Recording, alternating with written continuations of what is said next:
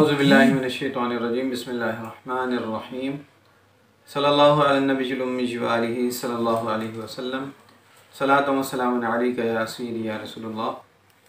अस्सलामु अलैकुम व रहमतुल्लाहि व बरकातुहू। मैं हाफिज़ मोहम्मद आमिर तारकिया जहांगीरिया रूहानी सेंटर की जानिब से आज आपको तस्बीह के हवाले से कुछ अहम मालूमात फ़राहम करूँगा कि जो कि मियाँ हुज़ूर ने हमारी तरबियत फरमाई और हमें कुछ अहम मालूमात अता फरमाई और वक्तन फ़वक्तन मियाँ हुज़ूर हमारी तरबियत फरमाते रहते हैं।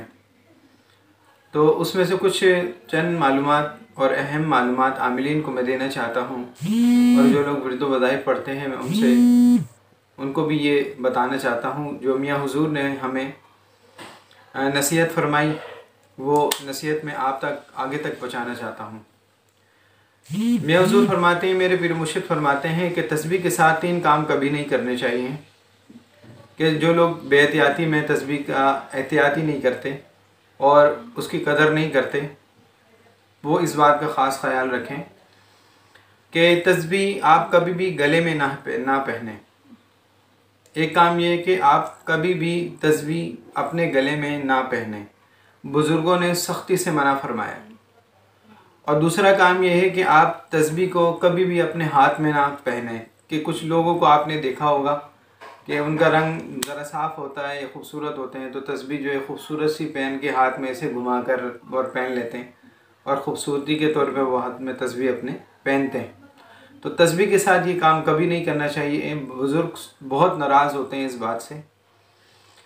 और तीसरा काम जो है वो ये है कि हम तस्बीह को जो खुला रख देते हैं, कहीं पे भी रख देते हैं, किसी जगह भी रख देते हैं और पाकी की नापाकी के हवाले से भी हम इस बात का एहतियात नहीं करते।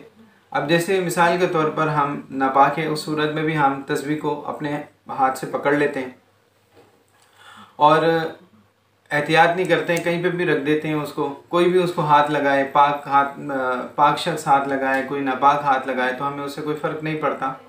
तो जब हम एहतियात नहीं करते तो उसकी रूहानियत ख़त्म हो जाती है तस्बीह की।